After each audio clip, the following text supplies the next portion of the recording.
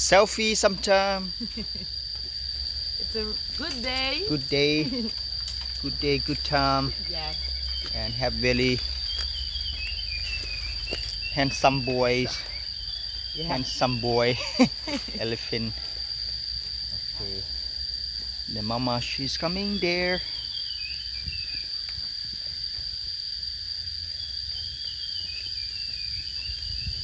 ช่วงระยะยามฝนก็มีอาหารการกินอุดมสมบูรณ์บ่ว่าจะเป็นคนบ่ว่าจะเป็นสัตว์จะเป็นอาหารการกินอากาศปลอดโปร่งอากาศชุ่มชื้นเย็นดีในช่วงระยะยามฝนแต่ว่ายามแรงนี่ก็อากาศร้อนอบอ้าว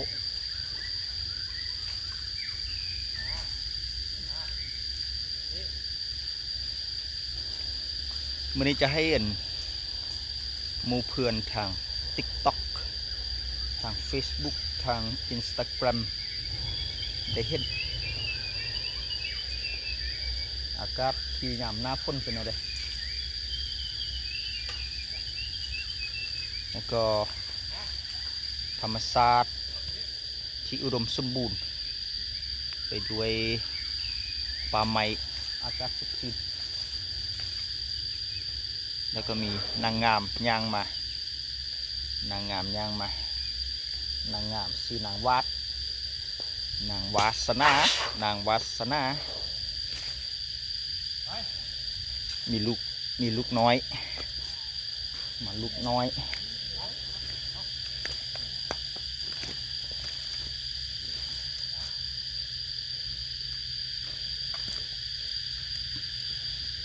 อันนี้ก็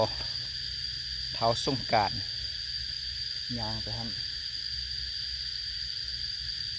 ได้ยินเสียงนกได้ยินแต่เสียงนกเสียงอันน่ะเสียงนกเสียงสางเสียงจิงหรีดจิงโลไม่มีเลยพี่น้องหมู่เพื่อนทั้งหลายที่ตามป่าตามดงบ้านเฮานะมันก็สิมีแบบนี้เลยบางครั้งก็เห็นตัวงูบางครั้งก็เห็นตัวนกบิน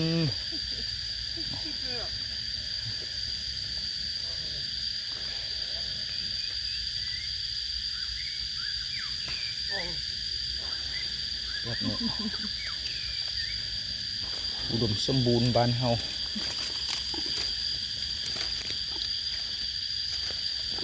ป่าเห็นภูเห็นป่าเห็นดง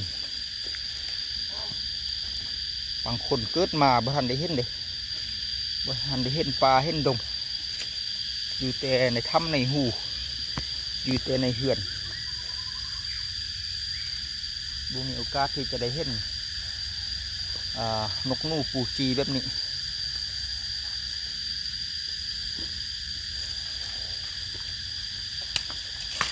จะสูบเอาอากาศสด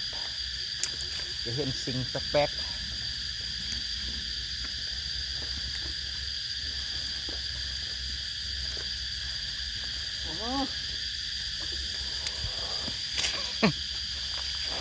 ตาย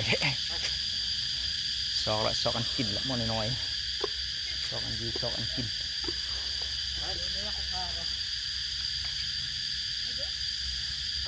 อย่า come in front yes walk follow him walk follow the boy